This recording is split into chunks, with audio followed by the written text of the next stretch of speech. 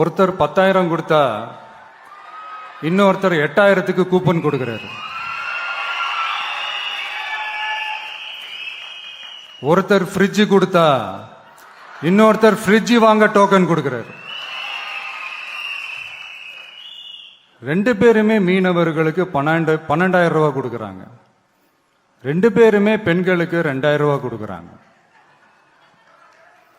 இப்படி ரெண்டு பேரும் ஒரே தேர்தல் அறிக்கைய பேரை மாத்தி கலரை மாத்தி